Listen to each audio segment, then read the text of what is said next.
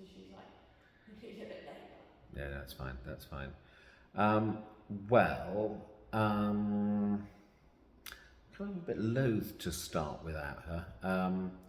Why don't we instead do a little practice, a little mini practice whilst we wait for her? Yeah. And we'll allow it to just go on for 10 minutes or so, and if she comes soon. Are the lights too bright? Are you okay? Yeah, if you don't want. Oh. Should I turn both? Turn one on. I should just leave one on, would be good. What, do you want to do that one? Doesn't matter. Actually, the other one would be better. Other one, Sorry. yeah. Thank you. Thank you. Okay. So just get settled. Allow yourself a few minutes to just find a nice, comfortable posture. Actually, the other thing I could say before we do that is, I'm sure it's just what it was actually.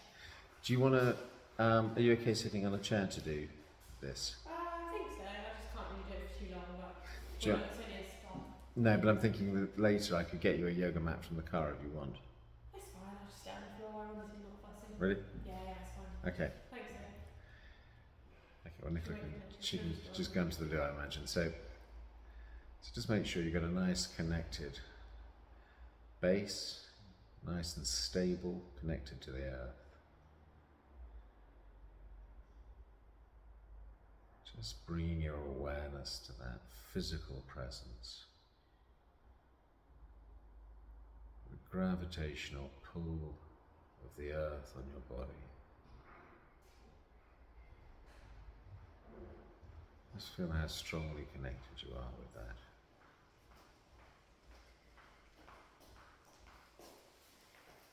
So just settling down in your own time, Nicola, just taking a breath. And if you want to, if you have both feet on the ground, best, and just settle in and connect to this time and place. Just feel yourself here now.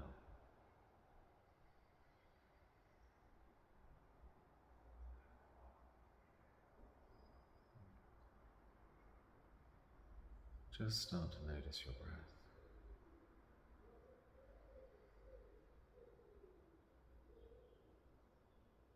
Really pay attention for just 3 breaths, each one, each full breath, noticing from the very beginning of that breath, following it all the way in.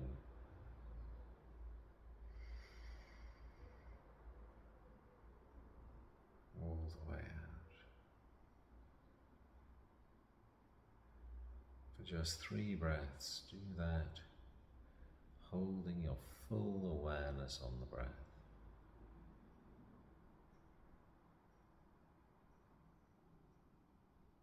Aware of your belly. So that lowest point that you can feel in your belly as you're breathing.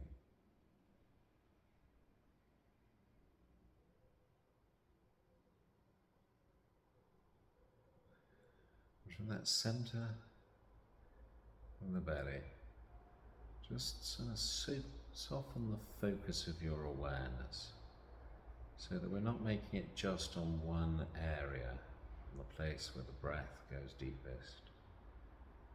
But we're sort of like opening up the lens of the camera, going wide angle to encompass and incorporate everything within us. So loosening that focus to become aware of your whole physical body. Snapshot awareness of your physical form.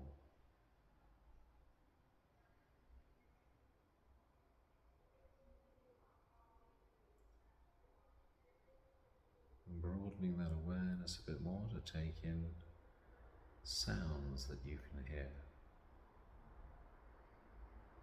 Still aware of the belly, still aware of your whole body, but also including sounds.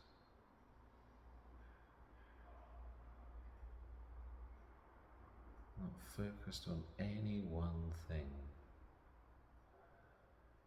Aware of the temperature of the room and your skin.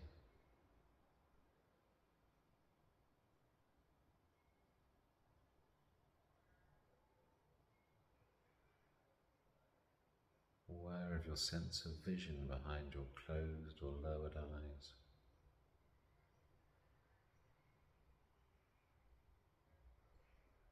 Smell, or the absence of scent.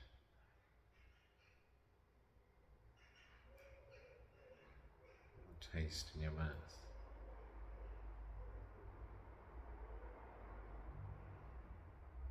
Aware of all these things.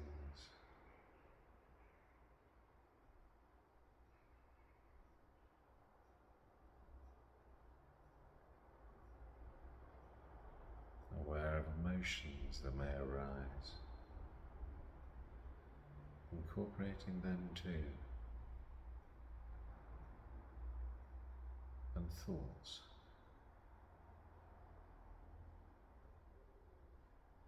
Just watching all these phenomena arise and pass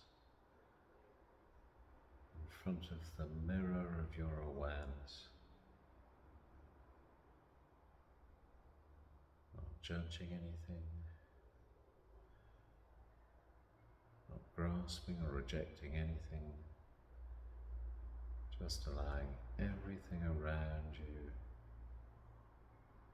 to come into manifestation,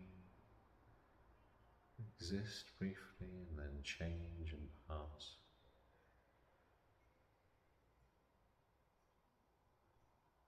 And finally becoming aware of your own awareness itself.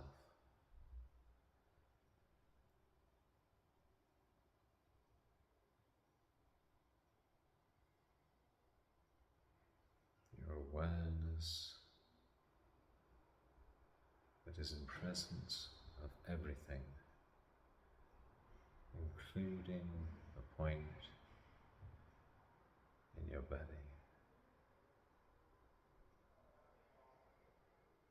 So from the smallest focus to the widest, all-encompassing attention.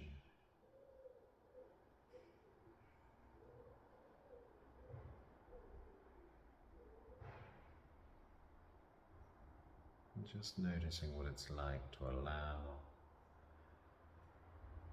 everything to be as it is.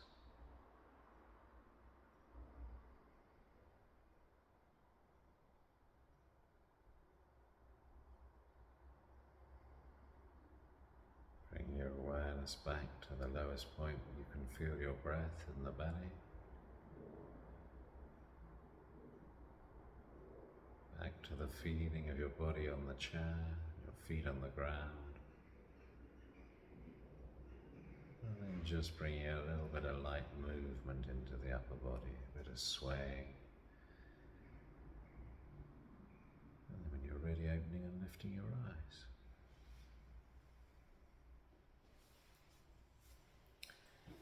Okay, thank you. Hello, how are you doing? I'm suffering. You're taking... Like half alive, but yeah, I've got all my medication, don't worry. It's not going to be the best week this week, is it? We've got Imogen in Disneyland. Jackie's boyfriend's brother is seriously ill in hospital, so she can't come. You have... This she said about last week, didn't she? Yeah, I think she did, yeah. And he's got some major heart operation he's got to have, so, you know, there's a lot going on for them. You've got bad teeth. I know, it's great. And I'm feeling a little bit woozy-headed, because we had your parents round last night.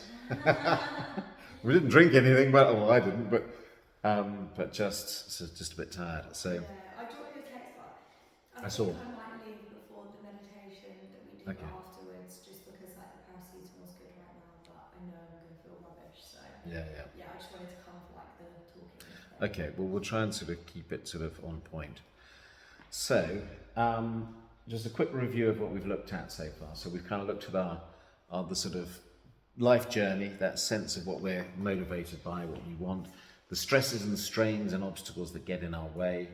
And then last week we were looking at how to nurture ourselves a bit as well. So have a look at that one, Nancy, as well, just to sort of tune into doing a few practices from that. So today I was going to look at what meditation and mindfulness does to take you into that superhero category. So basically, a lot of what we've been talking about is sort of clearing the way for you to just sort of perform without obstacles. But actually, meditation and mindfulness doesn't just get you up to a clear baseline. It has the potential to take you above and beyond the capacity of most people, depending on how much you engage, of course. So the more you practice, the more these things really impact on your life in all their different ways. So I'm going to give you a starter. Of course, there's only 2 of you here, so you're going to have to work twice as hard to make up for the other 2. So I was going to look at the things. There are various things that have been scientifically researched, there are some things on there. I don't think, bearing in mind your wisdom tooth and the pain and all of that, we're not going to read through it, but a lot of the things I'm going to touch on are sort of covered in terms of research there. So some of these benefits that meditation gives you above and beyond the norm are researched and written about that. There are 1 or 2 things that are not so well researched that I'll talk about as well, and some things that are perhaps harder to research, but which there's a lot of reports subjectively from people that suggest that they have validity. So we start looking at a few of those. The most obvious benefit that meditation and mindfulness will give you, I'm not necessarily saying the most important to you, but the most obvious. I think you guess. In fact, we just did it in that last practice. Calmness, kind of state of being still, I don't know. Calmness, yeah, that is definitely a part of it, but it's not the one I'm thinking of. You're supposed to be able to mind read.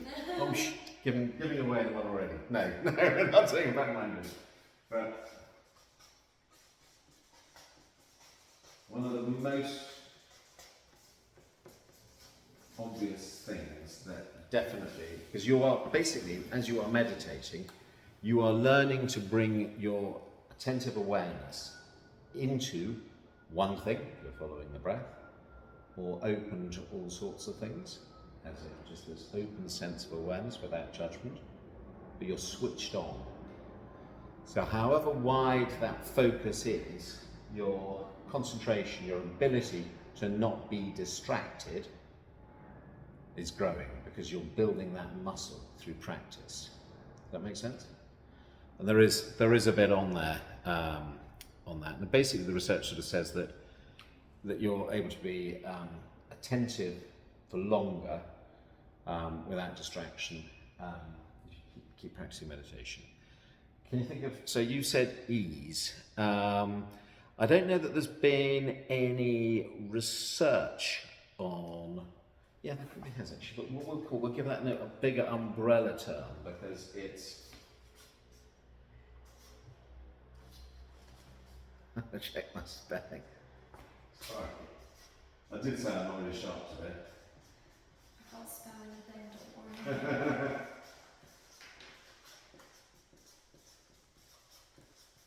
So that's what we might cover with that. So psychological well-being would incorporate a sense of ease with life. But it also incorporates feeling calm, alive, connected. And the research on that indicates that meditators have experienced increased sense of confidence, self-esteem, as well as feeling relaxed, satisfied and conscientious. So, those things are all quite obvious in a lot of ways. These are the natural byproducts, but they build the more you practice. So, most people just do not exercise those aspects of their nature. I don't know if either of you found anything so far, but do you think that sort of ground base level by virtue of practicing most days, that you have found more of a sense of calmness in your life over the last, whatever it's been, 6 or 7 weeks? 100%. Yeah. I feel like I can, if I'm stressed, I know how to. I don't necessarily think I'm overall more calm, but I feel like I've just got things going on anyway. But I feel like it makes me able to like Okay. reach a sense of calmness as opposed to before I probably would have just sat there and cried. Do you know what I mean? Yeah.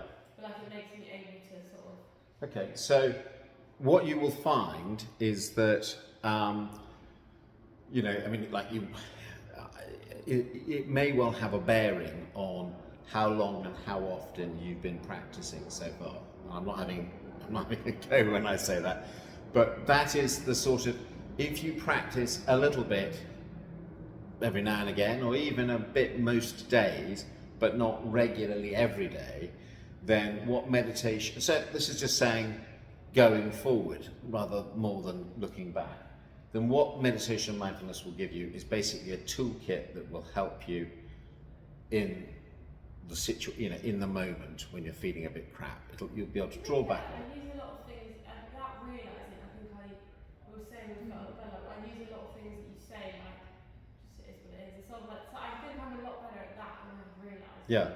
Well, it will grow, is what I'm saying, is the more that you practice, the more that you will find that it's not just how, you know, I know how to get myself calmer and I've kind of plugged into that, but you will find it seeps into your everyday life. You just start to become more aware of what it feels like when you feel shit, and more aware of what it feels like when you feel at ease. And you kind of just naturally start to adjust. So that sort of psychological well-being just starts to seep into your everyday life the more you practice, the more regularly you practice. It's also really good. I'm just trying to remember exactly what you're studying at university when I say this. Criminal.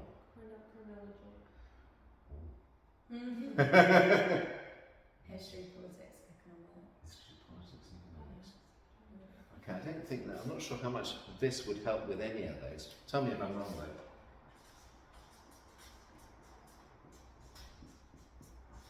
Creativity. We don't when you're making up crimes. And history's already happened, so. But creativity and problem solving. There's a lot of problem solving. Yeah, that bit you will do. Yeah. So I always think with that, it's a bit like if you, so on the creativity, I suppose, let's start with that one then. If you were sitting and you had a project and you had to come up with a good idea of a new widget to make, something that, you know, you've got to design something that's new. Sitting there using your conscious mind to go, well, somebody's done this before and then there's that, and, you know, usually all your conscious mind will do is rehash other things that are already in the storehouse of your mind and try and cobble something together, which is not real creativity. But the amazing thing is that when you actually stop trying to think about it and you go, oh, I just need a break, and you go for a walk and you're just doing something totally different, something comes into your mind. Yeah? And that is because that state that we come to in meditation, that allowing everything to settle, brings us back to your true nature. It brings you back to this this settled state of consciousness, which is kind of like the birth point of all creativity. Everything that that is born in creativity comes from nothing. You know, everything that is something was originally nothing. So when you allow yourself to settle into that state of emptiness, that state of complete stillness, you allow the possibility for something to grow and blossom without you throwing loads of other stuff in front of it, which is what your conscious mind tends to do. And the same with problem solving. I mean, just the same way, you know, I know this isn't really a very good example of problem solving, but you've lost your keys. And somebody says, where did you last leave them? That's that classic comment. You go, well, I left them downstairs, but of course the thing is, you can't actually remember whether that was definitely the last place you left them. But again, you stop trying to look for them, and then you start wandering around the house doing other things, and then suddenly there they are, right in front of you, So that blank space that mindfulness gives you allows you to be truly creative, or allows creativity to express itself naturally through you. So and a lot of big businesses have actually started adopting it. A lot of these sort of tech companies have started using meditation because they know that they will get more creativity out of their staff for doing that. In fact, that quite well-known chap, Albert Einstein, a little while ago, said, "I think 99 times and find nothing. I stop thinking, swim in silence, and the truth comes to me. The intellect has little to do on the road to discovery. There comes a leaping consciousness, call it intuition or what you will. The solution comes to you and you don't know how or why." Yeah? So we're building our access to that still point from which everything is created in our awareness. Yeah? So doing these practices really helps bring that to the fore. Another thing it really helps with, which you're probably pretty good at anyhow. Have you done any public speaking? Do model UN, do you know What? what So that's a no. that is? You know, like the real UN, the United Yes. Nations? It's like a club. When do you have a model one? Oh, that's cool. Sounds really sad when you No, say it doesn't. No. I mean, you're studying something, you're practicing. Yeah. So public speaking, or public performance, actually, more generally than just speaking.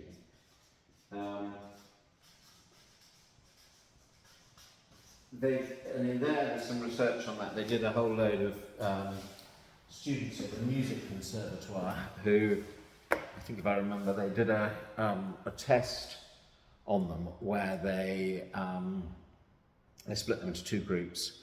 They gave one group meditation and mindfulness training for a period of time, and the other group they didn't. And what they found was that the meditation and mindfulness group didn't improve their performance, their optimal performance, but the people that hadn't done meditation and mindfulness performed worse than their optimum. Because, I mean, I've had this myself. I mean, this is a long time ago, probably about 30 years ago. I was I was selling forklift trucks in Poland, and we had a little symposium. I can't remember, 20 or 30 businessmen, all about twice my age, all Polish, in this little conference room we'd had, and had a little stage. And I knew that my sales guy out there was going to do, I was just basically the gringo. I was the guy who went out and just sort of entertained and wined and dined everybody and was the sort of the Western face of the business. And he was the man who knew the stuff, and he was Polish, anyhow. So I knew he was going to do most of the talk. And I made the really silly mistake of not preparing anything at all. Anyway, I went up on stage and I just started talking. And as I was looking at the audience, I just stopped on one person who was like, and it made my brain went, froze, that stage fright thing. And that's one of the things that I think that meditation is really good for, because it trains you to be present in the moment without judgment. So in that moment, I judged to think, shit, he's bored to death, he can't understand me, and he couldn't give a damn about what I'm talking about. Some sort of abridged version of that flipped through my mind, and I was like, oh. But meditation and mindfulness, bringing yourself into the present moment where you don't imagine a future outcome and worry about it, or don't think, well, what if I'd prepared better for this speech? None of that stuff's going on. You're just there in the moment, calm and relaxed, so that if you do get tripped up, So you just sit there quietly, smile, and start again. Don't let yourself be rattled. So those musical performers just didn't get stage fright. They didn't get caught up in the fear, the adrenaline of the whole thing. So it's really good for all that sort of thing as well. So, you know, you're going to be going back there, getting the UN to to adjust their policies to what you want from now on. And the other one that's had quite a lot of research done on it is a really nice one that meditation is really, really good for doing. Empathy. I'm not very good at empathy. Aren't you? No, actually back up on this, I'm not very good at empathy. That's why we're friends. You are very empathetic, did you say? I think so. Yeah. Yeah.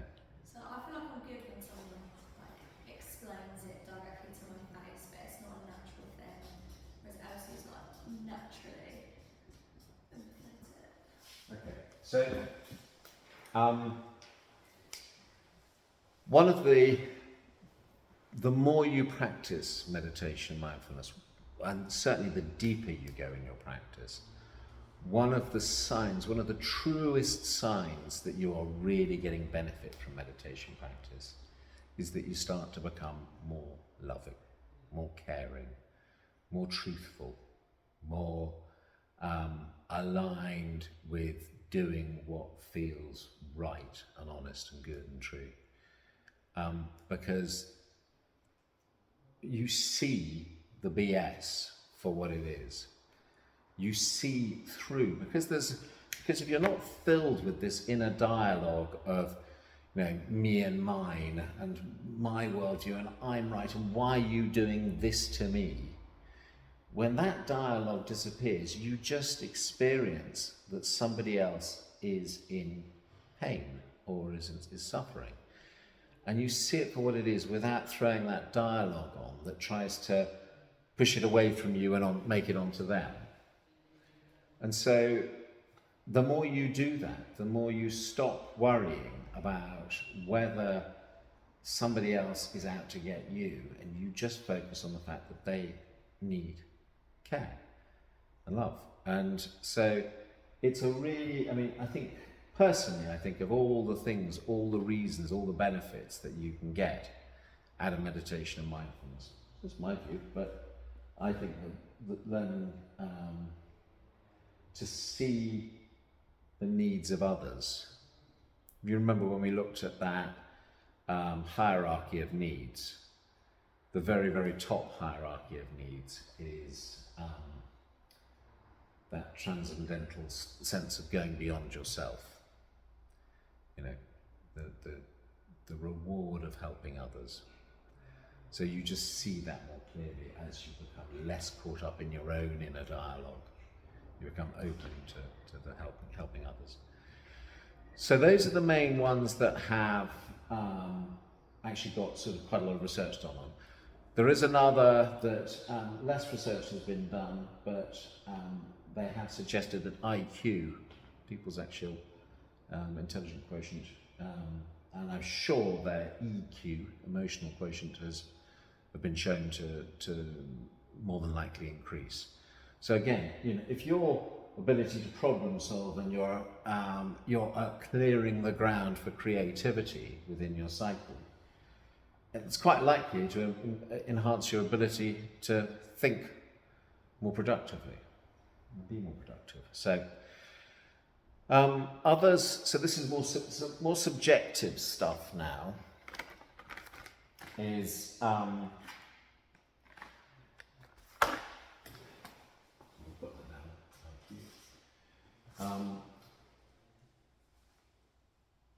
when we were doing that little meditation just at the start, you're right. Yeah, I'm good. I'm good.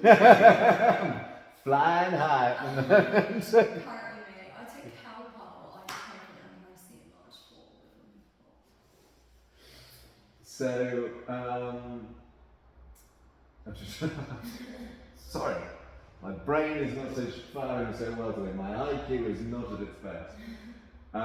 What was the other thing I was going to say? Oh, yeah. So, you know, when we were doing the meditation at the start, I said, you know, open up to the sounds and to the smell and the sense of taste. The more you practice these things that Lady does, some people have said that their senses have become more heightened, more aware of things. And in a way, I mean, you know, if you are more responsive, if you acknowledge those things in your life, then I presume that the synapses in your brain that connect that sensory input are going to fire more readily. So it makes sense that you would be more attuned to sounds and smells and the feeling of temperature and things through meditation and connecting to the world around you and within you. Another one that people have experienced, which is a very nice one, and one which I'm sure in the fullness of time you will experience from your practice, is a sense of wonder and joy.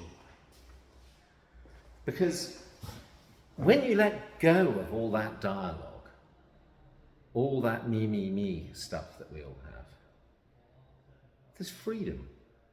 Because that stuff ties you into bondage. It's mostly a BS.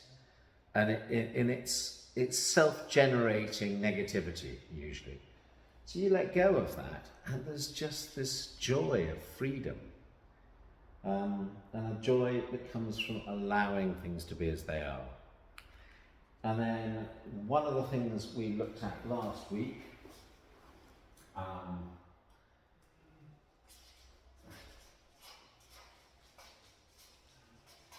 sense of grounding, and bigger, yeah. So,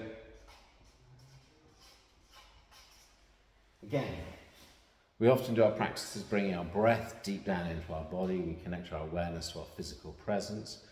I was talking with Elsie right at the start about that earthing thing which her dad does. You know, the more we practice our awareness as a physical human being present now, the more we are connecting to our physical existence and we're more feeding the energy that we need. We become more attuned to it. So, you know, when we start to notice, I mean, I regularly, one of the biggest things I notice when I'm using my phone too much is I start to feel, I can't quite describe it, but almost like a tension coming in my head. That's like, I have to put this phone down. This is, you know, and that's not necessarily after an awful lot of use, but it's just like, I'm disconnected. I'm not plugged into real life, to nature. I'm getting this going into my brain, and it's like, whoa. So by meditating, you're reconnecting with your natural rhythms, the natural rhythms of the earth around you as well. So those are all really good for health as well, health and well-being. We then have something that you may well not have heard of.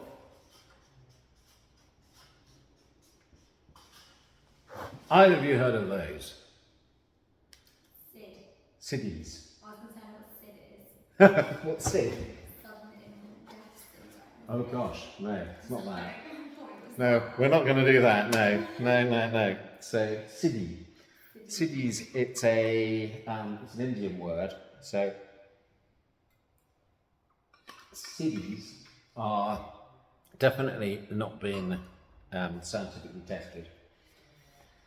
Not to my best of my knowledge, they haven't. But Siddhis go back hundreds and hundreds of years, and they're basically sort of metaphysical abilities that have been ascribed to serious meditation practitioners. So in the Himalayas you hear of yogis and saints who can levitate whilst they're meditating, people being able to read other people's minds, things like that. I have no personal knowledge, experience of this, so I cannot attest to its validity, but there is a lot talked about it. But I can say that there are certainly things that are recorded that would surprise you. So one of them, I don't know if either, it's probably not your thing, but have either of you ever heard of the Shaolin monks? Okay, well the Shaolin monks, you know, I mean, I went and saw them with my son Jamie when he was about 5 at the Horth in Crawley. So they travel around the world, and they're basically a bunch of monks in China who, the Shaolin temples were founded in about the 5th century AD, and they're warrior monks, and they have the most incredible power. But it's not just physical power, they have energetic power. Sounds a bit bonkers perhaps, but they take metal bars and they do deep breathing exercises and they smash them on their heads. They take spears and they put the point against their throat and the end into the corner of a wall. And they go, "Whoa!" and they bend the wooden spear with the point against their throat. You sure it's not magic? It's real. It's not magic, no. Slightly less, and you can look that up on YouTube, Shaolin, Shaolin. In my own tradition, my teacher, Daizan, who's a Zen master, there is a tradition in Tibetan Buddhism which is called Tumo breathing, Tumo exercises. And it's not so much prevalent in Japan, but they do it in the Himalayas. And what monks there will do is they will strip down to a loincloth. This is up in snow-covered mountains, wrap themselves in a wet blanket and go and sit out on the snow and meditate using breathing exercises to generate inner chi, inner energy, to dry the sheet that they've got on them. I'm not recommending it. I'm not giving that. It's not in your journals as recommended homework, okay?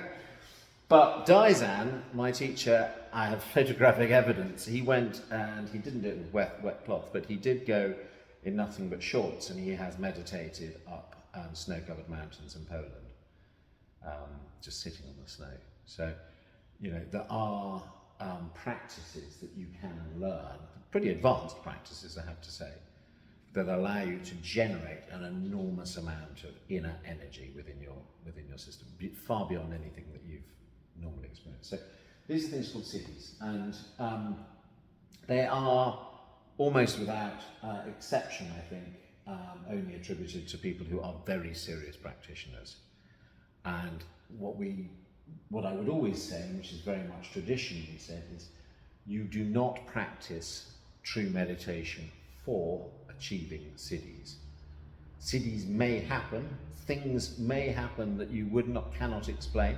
If you become a serious meditation practitioner, things may happen in your life that seem too weird to be coincidences, things that just sort of don't seem to sort of be rational in that sense.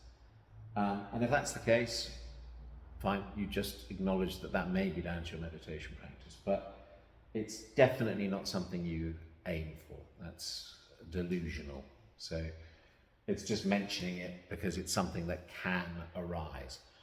One of the other things that, the last one I'm going to talk about is, which is a slightly longer one, and is more real and down to earth, is something that neither of you need to worry about at the moment, but as time goes on, you will probably quite like.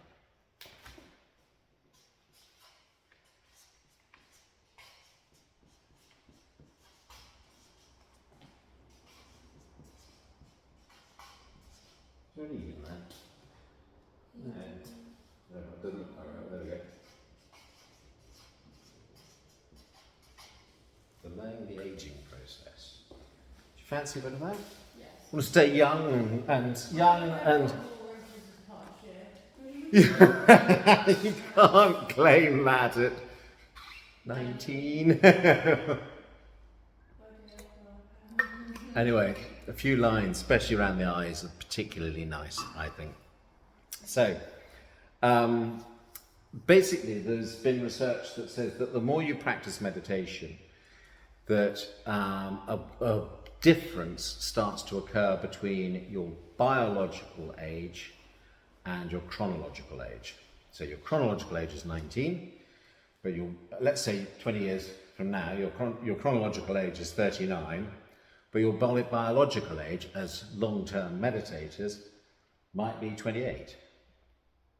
So the more you practice, the more, and if you think about it, I think I started off by saying this on week 2 probably, on stress, that the telomeres, the protective coatings around your cells, gets damaged by stress. Remember talking about that? So, and that actually has an effect on the whole cellular life of your body. So not just in terms of how you look, but in terms of longevity as well. So learning to cope from an early age. I mean, most people I teach are 2 to 3 times your age that I've taught so far. You're ahead of the curve. You know, get in there early. Yeah, no, you're going to put a stop to it. You're going to look 19 forever. So it basically affects the physiological measures that they use for biological age are blood pressure, vision, hearing. All of those are likely to be better and last longer. So short-term meditators have been actually found over just a short period of meditation, have been found to be biologically 5 years younger than their peers. And after 5 years of meditating, people were often found to have a biological age of 12 years below for just 5 years of practice.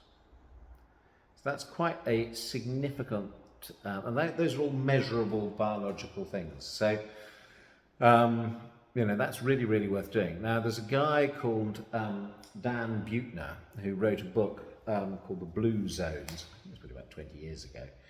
But it was quite influential at the time. And blue zones, he identified, I think it was 7 places around the world where there was a noticeably, a noticeable number of people way above the national average of people who lived longer and healthier than other parts of the world. So those sort of demographic trends vary a lot. And you can imagine that I think in poor parts of America and the UK, you know, where there's poverty and there is lack of education and people live off pie and chips and have no proper nutritional diet and things, the life expectancy is less, you know. So one of the places that came out highest, in fact I think it was the highest of all of them, was a place called Okinawa. You heard of Okinawa? Yeah, I've actually. Excellent.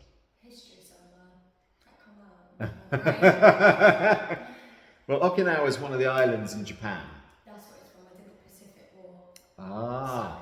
So I knew it was in there Somewhere.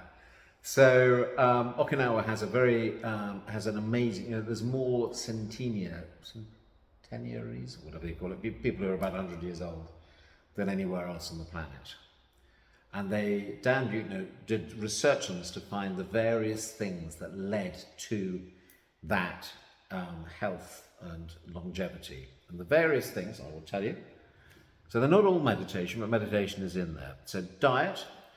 They, a lot of them did drink a little bit of alcohol, but not a lot. They ate mainly, not exclusively, but mainly plant-based diets. So they did not have a lot of meat, red meat especially, I think. And they usually had strategies to avoid overeating. He says, glancing down at his own tummy. So often they have small bowls. In Japan, it's quite common to have a number of small bowls with really interesting things in it. You know, sushi, that type of thing. You know, so healthy diet. Exercise, but not the sort of exercise that we do of running on treadmills and things. It was more that they lived natural lives where their daily life nudged them into activity. So, you know, we have these extremes where A lot of us sit behind a desk for 8 hours a day and then go ballistic on a treadmill, not me, for an hour, you know, a few times a week. They were just living, you know, you imagine how people lived as farmers and things for, you know, they'd go out and they'd tend to their crops and their cattle, and, you know, that natural way of engaging with their environment, really good. And I think it also brings in a lot of this sort of grounding and vigor as well. You're connected with your environment, so those things are really important. Downshifting, so slowing down during your day for at least 15 minutes, which meditation's really good at, you know. You really slow down. You don't just slow down your body, but you slow down your emotions and your mind as well. So finding time for stillness, for reflection, really, really good for longevity as well. I literally have to meditate and then on lunch breaks because this work is so horrible. I literally have to sit there and be like, and then I can go back in for my other hours with her and then I can eat. At least it's helping, that's good. No, it is. I don't think it does. Yeah. Can I just have a water? Yeah, go for it. It is drinking water, I think. Yeah. What's it say? Yeah. And one of the other things that's really big is community. So friends count for an enormous amount. In fact, in Okinawa, they have a tradition called moe. Moai? M-O-A-I. How would you pronounce M-O-A-I? Maui? Moai? I don't know. Anyhow, it's a system where at birth, in the community, people are grouped together, 4 or 5 people are grouped together as a support group, which they basically do for the rest of their lives. So that they take this approach where if one of them becomes more wealthy than the others, they will share and support in health and sickness, like marriage in a way. You know, they have a really strong community bond of looking after each other. And that's really, really, I think, you know, it's one of those things that in the Western world, I think women are actually much better at it than men, but that can actually be quite detrimental to health is just sort of thinking I don't need anybody else to help me. Whereas actually knowing that people are there to support you, like you two do to each other, is really, really good for you. So, and in fact, the Buddha, the good old Buddha, 2,500 years ago, his cousin and attendant called Ananda said to him, this admirable community is half of the holy life, Lord. To which the Buddha replied, don't say that, Ananda. Admirable friendship is actually the whole of the holy life. Because we are part of all of this. We are all community. We're all in this together. You know, this life experience, we're all on this journey together. So it's really, really worth touching in on that. And then one of the other things is that purpose, having a real sense of purpose in life is really foundational to longevity. And they have a tradition in Japan called ikigai, which is when in its optimum form, you find something that is really no effort for you, something that you're skilled at, but that you really enjoy, you're inclined towards your purpose. And ideally, it's even better if you can then make sufficient living out of it as well. So the more you attune your life to doing something that feels right for you, rather than something, for example, well, my parents always told me I should be a lawyer, so I went and became a lawyer, but I can't stand it. You know, ikigai is the opposite of that. It's basically acknowledging that it's not about sacrificing yourself on the altar of capitalism and saying, I've got to do the job that gives me the most money. You want to live your life and get some sense of satisfaction out of it. So, and I think that if, you know, meditation is one of those things that is more likely to give you that insight and mindfulness when you're listening. So a bit like when I was talking with Imogen the other day about her job. What has she been doing? She's working as a sort of trainee solicitor in a law firm. She doesn't seem to like it. No. So I think when you start off in a job like that, I think they make it really tough for you. So she's been put through the ringer a lot. You know, they expect her to give blood. So I'm sure she'll notice when she listens to this and hears us talking about it. But yeah, they do expect an awful lot from you. But by listening in to how things feel to you. So I was saying to Imogen, you know, it's fine to do, you know, if you know that your heart and your passion is in that subject, but you happen to be having to go to jump a number of hurdles to get there. It's like sitting exams and things, you know, they're not pleasant things to do. But if you know in your heart of hearts, the goal is there that you want, it's right for you, you keep going, you battle through. But if every time you listen in and tune into yourself, you think this is really just, this is not how I want to live my life, and I know it's going to continue like this forever, if that's what you start to experience and see from other people around you, then being mindfully aware of what you've put yourself into, you know, it's important to listen to yourself. You know, whether, you know, a lot of people think, well, Buddhism believes in reincarnation and things, but actually the Buddha was far more interested in how you live this life now without suffering than anything about whether there's karma and future rebirths and things like that. This is the only time that you, as Nicola and Elsie, in those bodies, are going to be alive. Your consciousness may come back in another form. I don't know. I'm still alive, so I can't tell you what happens the other side. But your current bodies will definitely, as will all of ours at some point. So making this life the greatest adventure without stress and suffering and joy, it's what it's just about as much as, you know, the whole thing of delaying the aging process. You know, so delaying the aging process but living a miserable life isn't really a great goal either. But if you've lived in accordance with your hopes, your dreams, and you have love in your heart and wonder and joy, that you're aware of the world around you, you have empathy, you don't worry about standing up and saying your piece, you allow creativity to express itself through your life, you have a full, beautiful life. And all of those things are enhanced by becoming aware, without judgment, of you in relationship to the world around you, you in relationship to your own personality and your circumstances, your health. And you notice it all when you sit and you become quiet, or when you move around and allow stillness to be at the core of who you are.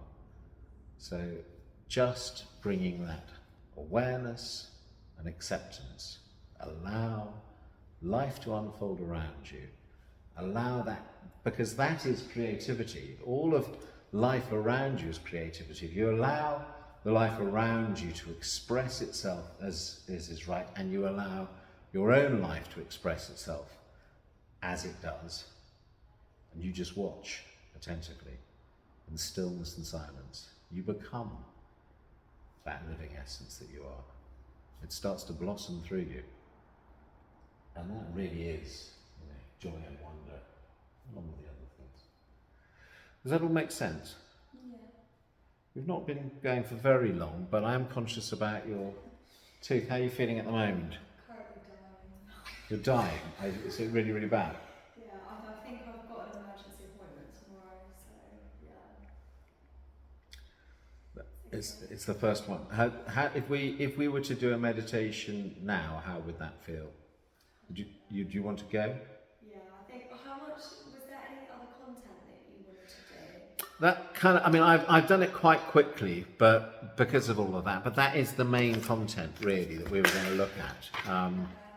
I mean, we could have gone through the research, but and looked at that in more detail and answered any questions. But I know that, you know, things are as they are. The only thing is whether you would have felt that you could have, whether it might have helped you. I've been trying to. Well, I